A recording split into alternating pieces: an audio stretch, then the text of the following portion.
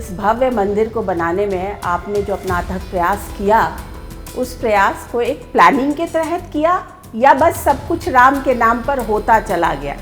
दोनों चीज़ें सही हैं। उसमें कहीं न कहीं हनुमान की शक्ति थी। ओके। ये जो मंदिर है जी, ये अन्नपूर्णा जी का मंदिर है। अच्छा। जो शक्ति की स्वरूपा है। एक गर्भगृह के अंदर ऐसे समझा जाए 2 लला रहेंगे। पुरी में भी देखिए एक अचल है और एक उत्सव मूर्ति है। उत्सव मूर्ति वहाँ से निकल के बाहर जाती है। तो यहाँ पे भी वह व्यवस्था है कि अचल मूर्ति होगी और दूसरी मूर्ति उत्सव मूर्ति होगी। निर्माण का अंडर करंट मेरे मन में अवश्य था। मंदिर के अंदर में मोबाइल ले जा सकते हैं क्या? वर्तमान में जो सुरक्षा के नियम हैं उसमें मोबाइल अलाउड नहीं है। फिर एक नए तरीके से कुछ नेगेटिविटी फिर शुरू हो जाएगी। अयोध्या में जब राम जी आएंगे तो उसके बाद नेगेटिविटी क्या होगी?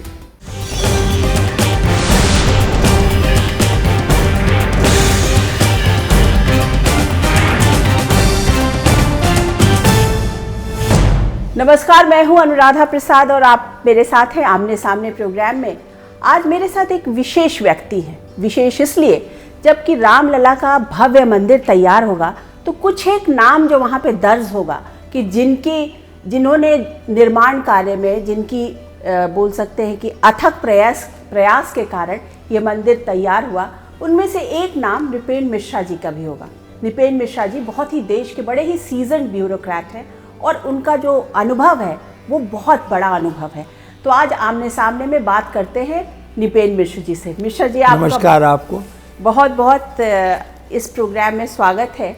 और सबसे ये बड़ी बात कि इस भव्य मंदिर को बनाने में आपने जो अपना अथक प्रयास किया, उस प्रयास को एक प्लानिंग के तहत किया या बस सब कुछ राम के नाम पर होता चला गया? दोनों चीज़ें सही हैं। पहला तो यह है कि इस मंदिर के निर्माण में आप विश्वास करें, एक एक डिटेल, विशेष रूप से technological engineering detail, material management detail, skilled workers की डिटेल, इस सब को एक आप माइक्रोस्कोपिक ढंग से आप समझें जी कि हम सब ने ध्यान दिया।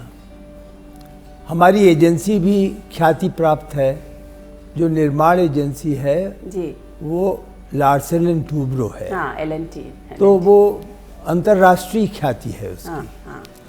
हमारी जो प्रोजेक्ट मॉनिटरिंग है जी जो अनुश्रवण करती है जी, वो टाटा कंसल्टेंट ऑफ इंजीनियर्स है। तो इन दोनों एजेंसीज के साथ काम करने का मुझे अवसर मिला। बहुत सुखद अवसर है और आप यह विश्वास करें, हम आज ही आपकी चर्चा में यह बात आएगी सामने कि किस प्रकार की डिटेलिंग निर्माण कार्य में इस उद्देश्य से की गई कि अयोध्या का जो भी व्यक्ति है, जो वहाँ का नागरिक है, जो अपने को अयोध्या धाम का वास्तविक रिप्रेजेंटेटिव समझता है। हाँ, बिल्कुल बिल्कुल, आज भी समझता है वो। जी। देश पूरा और विदेश में इस देश के नागरिक जी, सभी यह अपेक्षा कर रहे थे कि निर्माण तो ऐसा होना चाहिए कि 1000 वर्ष इसका जीवन काल हो।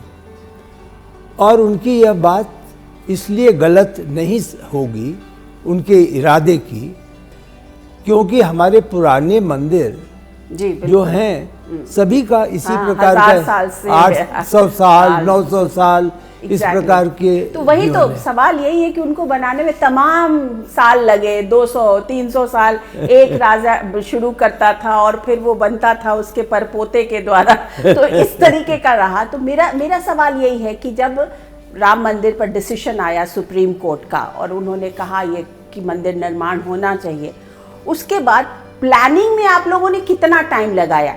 क्योंकि या तो प्लानिंग पहले से हुई होगी कि भाई राम मंदिर बनाना है, इसलिए प्लानिंग करके रेडी रखो, जिस दिन सुप्रीम कोर्ट से फैसला आएगा उसके बाद नेक्स्ट डे से चार्ज। देखिए, प्लानिंग तो हो ही नहीं सकती थी जी, किसी का अनुमान भी नहीं था।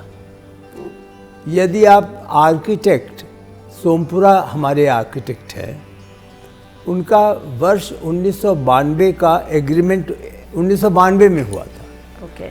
अगर उस एग्रीमेंट को आप पढ़ें तो आप कहेंगी कि अरे इतना सरल एग्रीमेंट, ना यहाँ पे किसी की जिम्मेदारी स्पष्ट है, ना यहाँ पर यही स्पष्ट है कि क्या भव्यता होगी मंदिर की, क्योंकि कुछ भी नहीं पता था जी। उस समय। तो केवल जिन लोगों ने एग्रीमेंट किया, केवल इरादा था मंदिर बनाएंगे। हाँ, एग्जैक्टली। जब हम लोग आए भी, जब ट्रस्ट बन गया और उच्चतम न्यायालय के निर्णय से कंस्ट्रक्शन कमेटी का अध्यक्ष बनाया जाना था और मुझे बनाया गया जी। उस समय भी जो नक्शा था मंदिर का, उसमें प्रथम तल और दूसरा तल नहीं था। उस समय भी जो नक्शा था उसमें शिखर की ऊंचाई 161 फीट नहीं थी। ओके। उस समय जो नक्शा था उसमें 5 मंडप नहीं थे। तो एक छोटा सा मंदिर की कल्पना की गई थी। हाँ। लेकिन जब यह जनवरी 2020 तो ये किसने बताया आपको कि इतना भव्य मंदिर बनना है? क्या जी प्रधानमंत्री जी ने बोला? नहीं, ऐसी बात नहीं है। जनवरी 2020 में जब ट्रस्ट को यह जिम्मेदारी मिली और हमें भी वह जिम्मेदारी सौंपी गई as chairman of construction committee, तो हम लोगों की कई बैठकें हुई। इसी कमरे में कम से कम मुझे याद पड़ता है 5 से 7 बैठकें हुई थी जी। उन बैठकों में फिर धीरे धीरे आवश्यकता हुई कि यहाँ तो हम सब जो है वो गैर तकनीकी व्यक्ति बातें कर रहे हैं, तो तकनीकी व्यक्तियों को जोड़ें। तो फिर IIT को बुलाया गया। ओके। 5 IIT जोड़े गए देश के। सेंट्रल बिल्डिंग रिसर्च इंस्टीट्यूट को जोड़ा गया जो रुड़की में है। हाँ। सबको जोड़ करके ये कहा गया कि हम निर्माण का एक यह रूपरेखा रखते हैं। उस समय तक धनराशि का भी कोई ज्ञान नहीं था। लेकिन इतना बड़ा माइक्रो मैनेजमेंट करना अपने आप में एक बहुत बड़ा काम होगा, क्योंकि इतने लोगों को जोड़ना, फिर उनके साथ उनको डिसीजन मेकिंग में प्रोसेस में इन्वॉल्व करना, क्योंकि जितने लोग उतने तरीके की बातें होती होंगी। तो क्या फिर आप डंडा चलाते थे?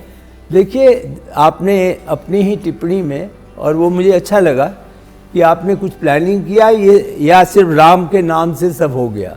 तो जो दूसरा अभी आपने प्रश्न पूछा, उसमें कहीं न कहीं हनुमान की शक्ति थी। ओके। निर्माण कार्य में जिस किसी से सहयोग प्राप्त चाहा गया, उस व्यक्ति ने सहयोग दिया और उस व्यक्ति ने एक तरीके से टोटल डेडिकेशन से कार्य को किया। कहीं उसके डेडिकेशन में कमी नहीं थी। सबके मन में यह था, हम राम मंदिर का कार्य कर रहे हैं। आस्था। हाँ, आस्था। आस्था उसमें आस्था थी, केवल ड्यूटी नहीं थी। तो इस परिस्थितियों में काम शायद हुआ। भगवान राम भी चाह रहे होंगे। आपने हनुमान जी का जिक्र किया, तो क्या वहाँ पे हनुमान जी का भी मंदिर बनाने का प्लान है? जी, वो तो है, क्योंकि हनुमान के बिना राम तो है नहीं। इसीलिए मैंने हनुमान जी का नाम जिक्र किया कि हनुमान जी प्रधान सेवक हैं और निश्चित रूप से राम के मंदिर के निर्माण में कहीं न कहीं होंगे। और पता नहीं, आप गई हैं अयोध्या, जरूर गई होंगी। जी, मैं बचपन में गई हूँ, अब 22 तारीख को जाऊंगी। तो वहाँ पर एक तरीके से विश्वास है हाँ। कि यदि आप राम मंदिर जाना चाहते हैं तो पहले हनुमानगढ़ी जाओ। हाँ, exactly। मैंने भी अब तक लगभग 55 यात्राएं अयोध्या की धाम की हैं। हर यात्रा में मेरी शुरुआत होती है हनुमानगढ़ी से। हनुमानगढ़ी जाता हूँ। तो जब आप कलश लेके जा रहे होंगे मंदिर की स्थापना की, तब भी आप हनुमान जी को साथ बोले होंगे कि चलिए मेरे साथ? मैं तो देखिए, कलश लेकर के तो प्रधानमंत्री जी चले थे जी। 5 अगस्त 2020 में उन्होंने एक छोटा सा, सभी लोग जानते नहीं कि उसमें क्या था। हाँ। लेकिन सबने देखा कि उनके हाथ में कुछ कलश था। बल्कि उसको लेने के लिए वो दोबारा वापस लौटे फिर आए, वो भूल गए थे संभवतः।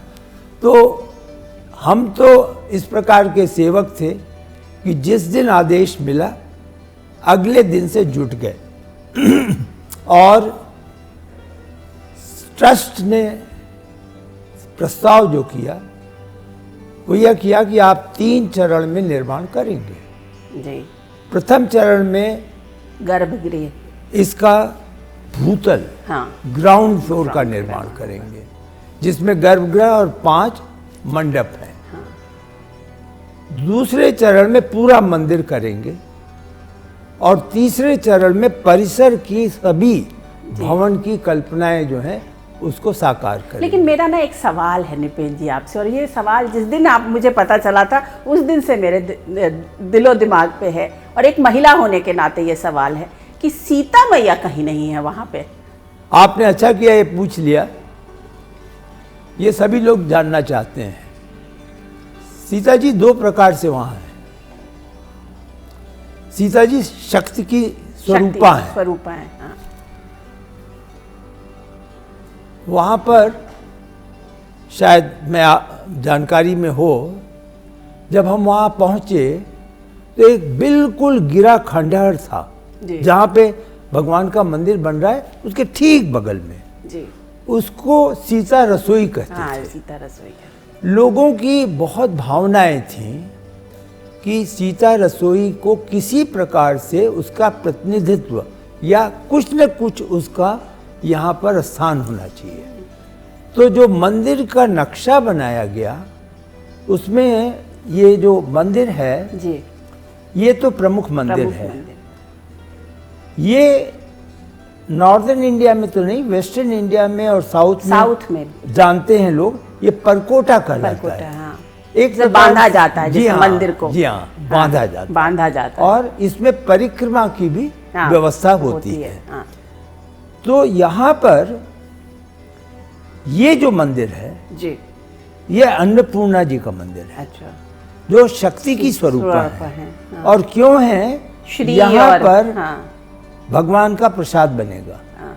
और यहाँ से भगवान के गर्भगृह में प्रतिदिन प्रसाद जाएगा। ओके। तो एक तो सीता जी का एक तरीके से आप समझें तो स्थान अन्नपूर्णा जी के रूप में हुआ, और दूसरा प्रथम तल पर यहाँ तो रामलला है ना। हाँ, लला है। हाँ, छोटे, तो यहाँ तो वो 5 साल के, अभी उनका यज्ञोपवीत भी नहीं हुआ है। हाँ। आप जब मूर्ति देखेंगी तो यज्ञोपवीत से नहीं पहना है उन्होंने।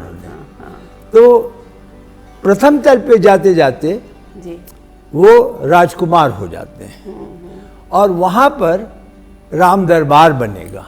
ओके। वहाँ राम दरबार में राम जी, सीता जी, उनके भ्राता और हनुमान जी ये होंगे। जी जी। अच्छा, ये बताइए कि इस पूरे प्रोसेस में कभी ऐसा नहीं लगा कि कोई दिक्कत आ रही है, कोई प्रॉब्लम्स आ रही है? कहते हैं ना कि कभी होता है कि प्रकृति अपने हिसाब से बारिश हुई होगी, ठंड हुई होगी, तो उसको कैसे झेला गया, क्योंकि इतनी जल्दी में बनाना था? अब तक की जो एक अनुभव है उसमें 3 आपको छोटे छोटे उदाहरण दे करके इस बात को कहूँगा। सबसे पहली चैलेंज, चुनौती या कठिनाई आई वह थी कि फाउंडेशन कैसे बने। उसमें लगभग 4 से 6 महीने लग गए। अच्छा। फाउंडेशन का स्वरूप कैसा हो, इसलिए कि बहस चलती रही कि पाइल फाउंडेशन हो जो पूरे विश्व में होता है, या पूरा सॉइल निकाल दिया जाए क्योंकि बलुई जमीन थी। हाँ। और उसकी जगह पे इंजीनियर्ड इसलिए कि IIT चेन्नई ने उस सॉइल का स्वरूप दिया था। उसकी गुणवत्ता ये थी कि 14 दिन में उसकी गुण जो है वो पत्थर के हो जाते हैं। तो उन्होंने कहा, इंजीनियर सब अलग अलग मत के थे और उस कमेटी में सारे IITs के एक्स डायरेक्टर्स थे। अंत में सबने और ट्रस्ट ने यह निर्णय लिया कि 15 मीटर खोद करके और इसमें इंजीनियर सॉइल भरेंगे और ये सॉइल हटाएंगे 2.5 एकड़ से। 2.5 एकड़ क्षेत्रफल में 15 मीटर की खुदाई करके नया फाउंडेशन बनाएंगे। 15 मीटर का मतलब 3 तल घर से भी ऊंचा। वहीं पर आपने जो दूसरा प्रश्न किया वो आ गया। जिस समय हम लोग निर्णय ले रहे थे वह माह आ गया था अप्रैल मई जून में। तो अब यह हुआ कि हम खुदाई करेंगे, पानी बरसेगा, मिट्टी फिर लौट आएगी, तो क्या करें। तो उसको इस गति से किया गया, और वो अच्छी बात तो नहीं है सोचना, लेकिन उस वर्ष वर्षा थोड़ी विलंब से हुई। ओके, तो उसका एडवांटेज मिल तो गया। उसका एक लाभ मिला, और जुलाई में जाकर के वह कार्य लगभग पूरा दिखाई लगने लगा, इस सेंस में कि जो कुएं जैसा था वो मिट्टी भर रही थी, तो वहाँ पर पानी के जमने का या इकट्ठा होने का प्रभाव नहीं पड़ा। जी, तो एक चीज़ जो एक सवाल औरों के जनरली जब मैं लोगों से ऐसे बात कर रही थी तो सवाल आ रहा था कि जो पुराने अब तो प्राण प्रतिष्ठा होनी है तो नए लला बैठेंगे, तो जो पुराने वाले लला हैं वो कहाँ जाएंगे, और जो नैयर साहब ने लला बैठाए थे वो तो शायद कहीं इधर उधर हो गए, तो ये जो पुराने वाले यहाँ पे अभी लला की जो पूजा हो रही थी उनको कहाँ रखा जाएगा? देखिए, वहाँ पर जो विश्वास है, मैं विश्वास की बात कर सकता हूँ। जी जी, मैं उस समय विटनेस नहीं था, साक्षी नहीं जी, था। जी जी, उन पूरे अयोध्या वासी लोगों का विश्वास है कि जो वर्तमान मंदिर में हैं वह मंदिर में प्रकट हुए थे, रामलला प्रकट हुए थे। उसी को नैयर साहब भी कहते थे कि यहाँ पे राम मंदिर में लला आए। तब से पूजा हो रही है 70 वर्षों से। तो अब जो व्यवस्था है वह यह होगी कि जो मूर्ति जिसकी कि आपने घोषणा सुन ली, वो कल जनरल सेक्रेटरी साहब ने बताया कि श्री योगीराज की जो स्कल्प्टेड मूर्ति है वह स्वीकृत हुई है। तो वह तो एक अचल मूर्ति होगी, स्थापना होगी, और उसकी ऊंचाई वगैरह आपने सुना होगा 51 इंच है। उसी के ठीक समक्ष जो सिंहासन है सोने का, उस सिंहासन पे उस मंदिर के ठीक समक्ष वर्तमान भगवान रखे जाएंगे, विराजेंगे। तो एक तरीके से आप यूं माने कि दोनों रामलला हैं, दोनों की अपनी छवि है, जिसकी की आराधना होगी। तो मतलब एक गर्भगृह के अंदर ऐसे समझा जाए 2 लला रहेंगे। पुरी में भी देखिए एक अचल है और एक उत्सव मूर्ति है।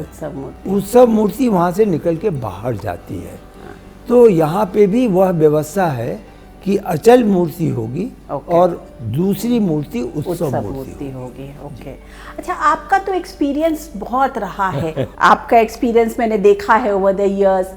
तो राम या अयोध्या से आपका जुड़ाव तो कुछ बहुत सालों से रहा है। आप जब जूनियर भी पोजीशन पे थे, मुझे याद है एक बार जब उस वक्त हम लोग तो रिपोर्टर्स होते थे, लेकिन जब आप मुलायम सिंह जी के साथ थे उस वक्त भी आपका अयोध्या से कहीं ना कहीं जुड़ाव था और आज भी है।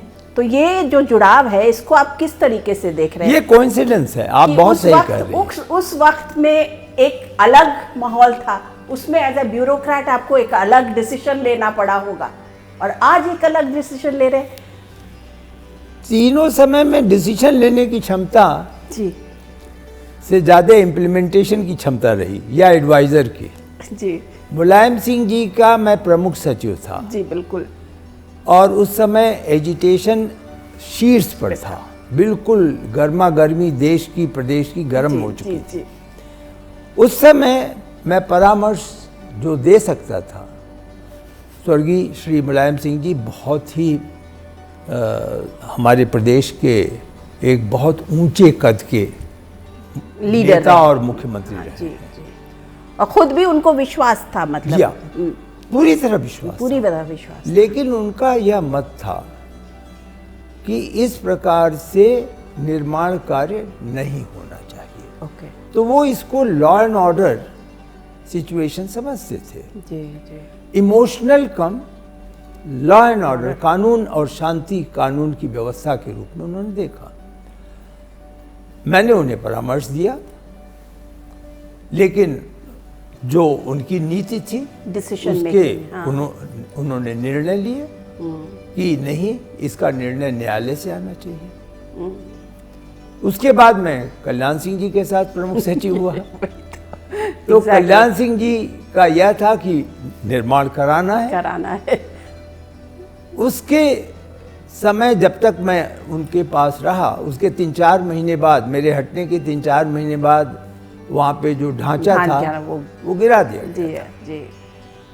तो उस समय जो मैं परामर्श दे सकता था वो मैंने दिया, और अब तो परामर्श कम है, वहाँ पर कामकाज दिखाना है। तो क्या निपेन मिश्र की जर्नी में वो जो परामर्श आपने दिया, वो उसका कल्मिनेशन ये राम मंदिर बनाने में हुआ? मैं यह अवश्य कहूँगा कि कहीं न कहीं ये जो आपने सवाल पूछा, निर्माण का अंडर करंट मेरे मन में अवश्य था उस वक्त भी। उस वक्त। और जब आपको एज अ ब्यूरोक्रेट डिसीजन देना पड़ रहा था कि हाँ ठीक है, आप फायरिंग हो रही है या लॉ एंड ऑर्डर सिचुएशन को देखना है, तो कसौट हुई होगी। व्यक्तिगत देखिए, ब्यूरोक्रेसी में एक अजीब सी ट्रेनिंग होती है, इसीलिए लोग प्रायः हम लोग का मजाक करते हैं कि आप तो टोपियां बदल देते हैं और टोपी बदल करके काम शुरू कर देते हैं, जो सरकार आए सर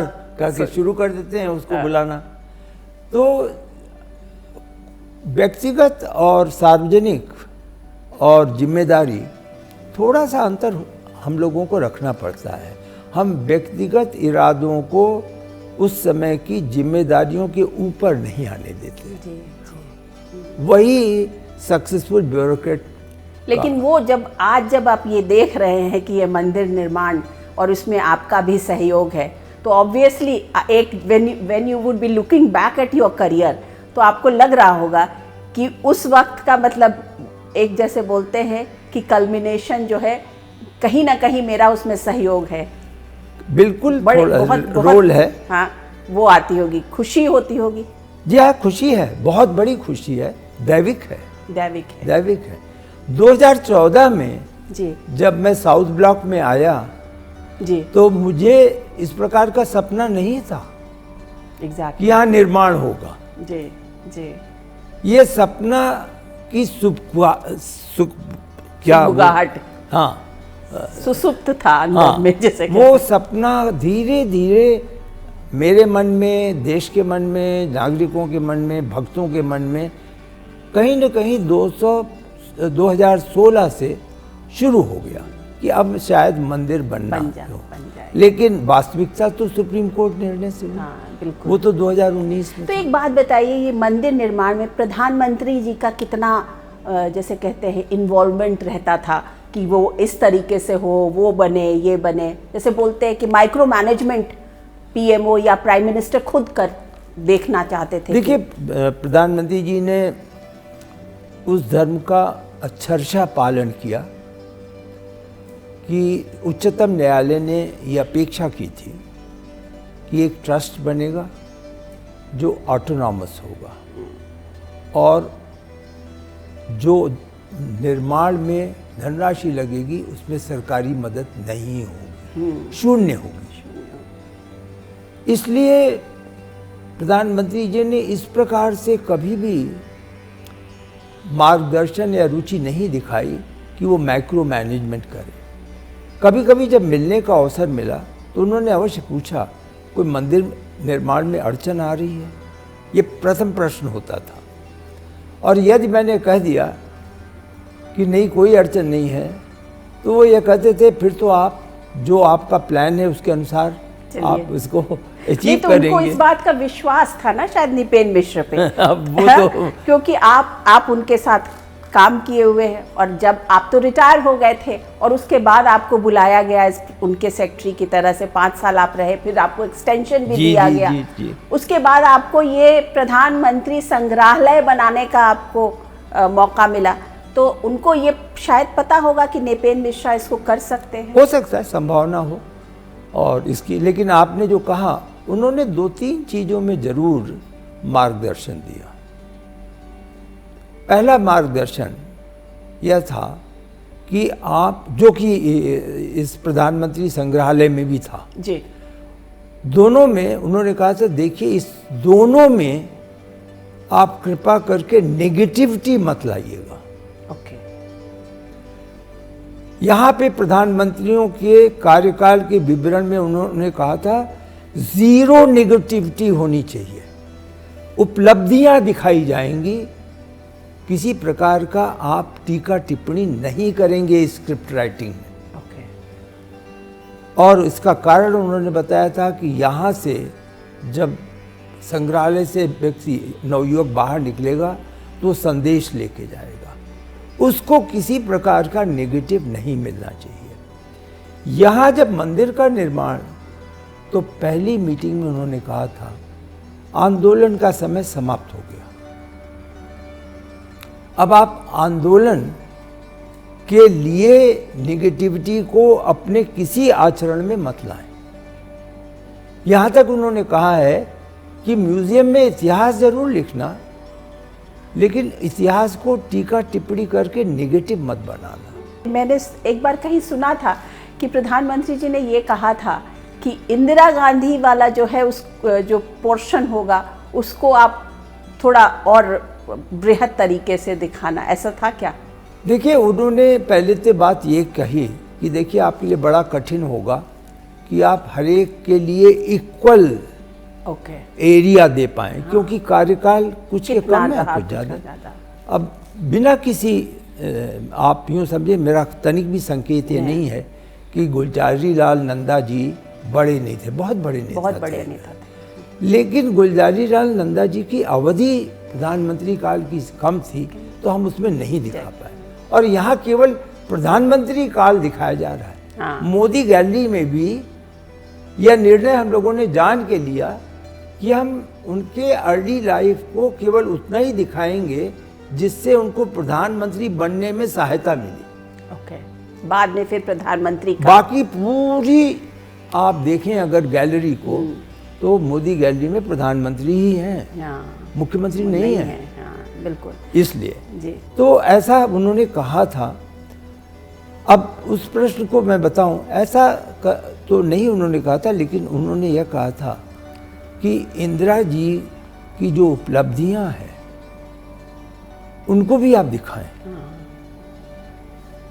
और 16 साल का उनका काल था, तो कार्यकाल था।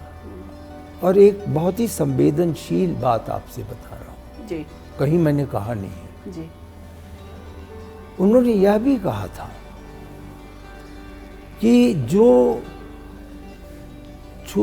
एक घटना उनकी थी जो एक प्रदेश के, एक विशेष प्रदेश से संबंधित थी, उसको आप कृपा करके इस प्रकार कभी मत दिखाएं कि यह किसी देश के जाति, विश्वास या धर्म से जुड़ी हुई है। ओके, इसको आप नहीं दिखाएंगे, और हमने नहीं दिखाया है। आप अगर जाएं वहां पे जी, और उस जगह रुकें उस घटना पे, आपको कहीं भी वह शब्द नहीं दिखेगा। जी जी। अच्छा, आपने नेगेटिविटी की बात की, सडनली अभी देख रहे हैं जब से ये मंदिर निर्माण और मंदिर 22 तारीख का डेट अनाउंस हुआ है, तो उसके बाद से कुछ नेगेटिविटी दिखने लगी है, कुछ पॉलिटिकल नेगेटिविटी भी दिख रही है, धर्मा शंकराचार्यों की भी नेगेटिविटी दिख रही है, वो उनको शायद बुलाया नहीं गया है या उनसे नहीं कराया जा रहा प्राण प्रतिष्ठा, तो इसलिए शायद, तो इसको आप किस तरीके से देख रहे हैं कि ये अब खत्म हो जाएगा 22 तारीख के बाद, ऐसा वाला है, या आप इसको देखते हैं कि फिर एक नए तरीके से कुछ नेगेटिविटी फिर शुरू हो जाएगी? अयोध्या में जब राम जी आएंगे तो उसके बाद नेगेटिविटी क्या होगी? उसके बाद तो लोग यही जानेंगे कि ये मर्यादा पुरुषोत्तम थे क्या और उन्होंने क्या मर्यादा निभाया। तो जहाँ पे हम ये जानना शुरू करेंगे कि मर्यादा क्या थी, वहाँ अन्य बातें तो मर्यादा में कहीं जुड़ती ही नहीं, अपने आप चली जाएंगी। तो आपको लगता है कि ये सब जितनी ये जो खुन्नस है या जो थोड़ी बहुत जिसे बोल सकते हैं बातें आ रही हैं, ये सब ख़त्म हो जाएगा और निकल जाएगी बातें? ये बहुत ही अस्थायी है। बहुत ही अस्थायी है और क्षणिक है। और यदि इस प्रकार की कुछ गतिविधियां होती हैं तो वो प्रजातांत्रिक स्वरूप है। उसमें हो सकता है प्रजातंत्र और धर्म को अलग होना चाहिए, लेकिन कभी कभी रास्ते क्रॉस कर जाते हैं तो ऐसी बातें होती हैं, फिर चली जाती हैं। आप देखें, हम आप तो विटनेस रहे हैं जी जी। देश की कुछ घटनाओं में डर लगने लगता था कि एकता पर चुनौती है, लेकिन देश तो एक है। बिल्कुल बिल्कुल बिल्कुल। आपका इतना अनुभव रहा है, मतलब हर तरीके का, टेक्नोलॉजी से लेके ब्यूरोक्रेसी में जिस तरीके से आप इतने चीफ मिनिस्टर्स के साथ आपने काम किया या आपका डीएम का, तो जब आप प्रधानमंत्री के साथ काम कर रहे थे तो आपको क्या अलग लगा, मतलब नरेंद्र मोदी जी के साथ? 2-3 चीजें विशेष थी। एक तो उदाहरण तो कभी अन्य अवसर आएगा तो आपसे बात करेंगे, लेकिन उसका सारांश यह है कि वह सभी निर्णयों की जिम्मेदारी स्वयं लेते हैं। वह फिर यह नहीं कहते, घटनाएं हुई हैं, हाँ। आपको भी मालूम है, आप तो इतनी जागरूक एक कार्यक्रम को आप चला रही हैं, एक चैनल को चला रही हैं। Acquisition, land acquisition rural areas का जो था वो विड्रॉ करना पड़ा था, ऑर्डिनेंस लैप्स हुआ। कभी उन्होंने एक शब्द यह नहीं कहा कि इस कार्य में आप लोगों ने जितना परिश्रम और परीक्षण प्री इम्प्लीमेंटेशन होता है, परिश्रम पोस्ट इम्प्लीमेंटेशन होता है, और परीक्षा उसके बाद होती है। हाँ, और परीक्षा उसके बाद होती है जब सफलता और असफलता का मूल्यांकन होता है। तो उन्होंने यह नहीं कहा कि आप लोगों ने, और वो उनके बड़े अर्ली डेज थे प्राइम मिनिस्टीरियल उसके, उन्होंने कभी नहीं कहा कि तुम लोगों को परीक्षण और करना चाहिए था, फार्मर की साइकी को समझना चाहिए था। वी वर अनरियलिस्टिक, लेकिन उन्होंने कभी नहीं कहा। तो एक तो यह कि वो ओनरशिप, दूसरा उनका art of implementation. Art of implementation में एक विशेष गुण जो है वह है मॉनिटरिंग एंड टाइमली इंटरवेंशन, जो कि वह बड़े ढंग से करते हैं। बहुत अच्छे उन्होंने इंस्टीट्यूशन बिल्डिंग की। जैसे एक उनके यहाँ एक कार्यक्रम होता है, प्रगति समीक्षा होती है, जहाँ वो स्वयं चीफ सेक्रेटरी से बातें करते हैं। कभी किसी को डांटा नहीं उन्होंने, लेकिन हंस के कहते हैं, 1-2 मामलों में चूंकि चीफ सेक्रेटरी रिटायर होने वाले थे 1 महीने 2 महीने में, तो हंस के कहते थे आप अपने रिटायरमेंट के पहले से पूरा कर जाइए जिससे आपको गर्व होगा। इतना ही कहना पर्याप्त था। तो वह एक था, और इसके पीछे जो सक्सेस था वो मॉड्यूलर अप्रोच था। वो छोटा छोटे से बड़ा, बड़े से और बड़ा, उससे बड़ा, इस प्रकार का लक्ष्य रखते हैं। अभी कुछ समय पहले इस मंदिर के निर्माण की प्रगति की स्टेटस बताने का उनसे अवसर मिला आपको। जी।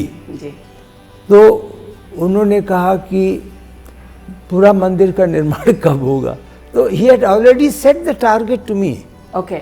उन्होंने पूछा पूरा मंदिर का निर्माण, तो मैंने कहा 31 दिसंबर 2024। तो उनका ठीक है, ध्यान रखिए। पर आप सोचते हैं आप कर लेंगे 31 दिसंबर 2024 देखिए, तक? विश्वास तो है, विश्वास तो है। अब आप भी रहेंगी, हम भी शायद रहेंगे, आप तो अवश्य रहेंगी। तो इसलिए नहीं, हम सब रहेंगे। ये तो फिर मंदिर, ये तो पूरा जिसे बोलते हैं कि इसको बांध के ही आप थैंक यू कहिए। ये पूरा होगा। इसको आपको बांधना है। बड़ा अच्छा इशारा किया जी। ये मैं आपको अवश्य बताऊंगा, आपका प्रश्न ना होते हुए भी। ये जो परकोटा है इसकी लंबाई है 795 मीटर, मतलब 1 मील। और इस परकोटे को जो व्यय हो रहा है, इस पर खर्चा हो रहा है, वह मंदिर निर्माण से 200 करोड़ ज्यादा हो रहा है। अच्छा, क्यों? इसलिए कि इसकी क्वांटिटी ज्यादा है। क्वांटिटी। अगर इसमें पत्थर केवल 4 लाख क्यूबिक फीट का है जो इस्तेमाल हो रहा है, तो इसमें 7 लाख क्यूबिक फीट का पत्थर लग रहा है इसको बनाने में, क्योंकि ये भी वही पत्थर है। एक और बात आपको जरूर तो बताएं, ये इसको बनाने में लागत कितनी ये बनी? लगभग अनुमान है कि ये बनते बनते 700 करोड़ में पूर्ण होगा, ओके, और ये बनते बनते 900 करोड़ में पूर्ण होगा, ओके, ऐसा अनुमान है। जी। हाँ। जी। तो क्या कोई एस्केलेशन या कुछ ऐसा हो रहा है या नहीं? जो बजटेड था उसके अंदर ही सब कुछ हो रहा है? जैसे नहीं। बोलते हैं ना, इन्फ्लेशन जी हो जी गया। जी, बजट से रिवीजन बहुत हुआ, बहुत ज़्यादा हुआ। उसका कारण एक और भी था, हमारे जो स्पेसिफिकेशंस थे जो मटेरियल के, उसमें हम लोग एम्बिशियस ज़्यादा होते चले गए, क्योंकि धनराशि इतनी पर्याप्त थी जी। तो जहाँ पर आप समझिए ग्रेनाइट होना था, वहाँ आप मकराना मार्बल लग रहा है। ओके, थोड़ा सा जहाँ मंडाना स्टोन होता वहाँ पर ग्रेनाइट लग रहा है। तो वो थोड़ा खर्च बढ़ गया। हाँ। ये एक बात बताइए कि अयोध्या का तो बहुत डेवलपमेंट होगा, तो आप किस तरीके की अयोध्या को आज से 2 साल या 5 साल के बाद देख रहे हैं? क्या आप उसे समावेशी देख रहे हैं या उसे कमर्शियल अयोध्या देख रहे हैं? अगर कमर्शियल हुआ तो दुख होगा। अयोध्या को अयोध्या धाम ही रहने देना चाहिए। आप वाराणसी को देखें तो वाराणसी का कैरेक्टर इतने वर्षों के बाद भी वही है। हाँ, वही उसके तंग फीचर, गलियां उसके और- बनारस में रहने वाले लोग, उनकी गति, हाँ, हर चीज slow, हाँ। अपने ढंग से। हाँ। कुछ लोगों से आप बात करिए तो वो कहते हैं देखिए हम बदलते नहीं हैं, हाँ, हम बनारसी हैं। बनारसी है, बिल्कुल। तो यही स्थिति है। लेकिन कमर्शियल शब्द ना होके मैं यह कहूँगा कि इकोनॉमिक डेवलपमेंट बहुत अधिक होगा, अप्रत्याशित होगा, क्योंकि ऐसा शहर जिसमें 3 लाख की स्थायी परमानेंट पॉपुलेशन हो और 8 से 9 लाख की विजिटर्स या विजिटर्स फ्लोटिंग floating पॉपुलेशन हो, population। आएंगे जाएंगे, आके खर्च करेंगे चले जाएंगे, तो यहाँ रिक्वायरमेंट बहुत बढ़ेगी, सप्लाई साइड बहुत ज़्यादा देखना होगा जी। वो एक अलग टास्क होगा। हाँ, वो तो हमारे से बाहर है। हाँ। वो तो प्रदेश की सरकार का काम है। होटल की कैपेसिटी बढ़ानी होगी, ड्रेनेज, सीवेज, कम्युनिकेशन, इसको मेनी टाइम्स ओवर बढ़ाना होगा। अच्छा, मंदिर के अंदर में मोबाइल ले जा सकते हैं क्या? वर्तमान में जो सुरक्षा के नियम हैं उसमें मोबाइल अलाउड नहीं है। नहीं है। आपको मोबाइल रखने के लिए वो तो 22 तारीख के लिए तो अलग से नियम होगा, बट आगे नहीं, आगे भी अच्छा, और उस दिन भी शायद 12,000 लॉकर बनाए गए हैं। जी। वहाँ पे जो श्रद्धालु सुविधा केंद्र बना है, जी। जो आप जाएंगी तो दिखाई देगा, वहाँ एक तो होल्डिंग एरिया है 2,000 लोगों के लिए कि अगर भीड़ अंदर बहुत हो गई तो रोक दीजिए। ओके। दूसरा, वहाँ पे सामान आप जो भी ले जाएं तो वहीं आपको जमा करना है, स्कैनर के जरिए आपका सामान जाएगा और जमा। तो मतलब सिक्योरिटी बहुत टाइट रखनी पड़ेगी इस मंदिर की। तो है जी जी तो बहुत ही ज्यादा टाइट जी हाँ, रखनी जी हाँ, पड़ेगी। सुरक्षा की दृष्टि से तो सभी व्यवस्था करनी बहुत होगी। मतलब बहुत व्यवस्था करनी पड़ेगी। चलिए निपेन मिश्रा जी, मैं हमसे बात करने के लिए आपका बहुत बहुत धन्यवाद। आपने बड़े डिटेल में बात की और लोगों को मुझे लगता है इस बातचीत के ज़रिए समझ में आएगा कि मंदिर किस तरीके से इसका निर्माण हुआ, क्या क्या चीज़ें गई, कौन सी आस्था लगी।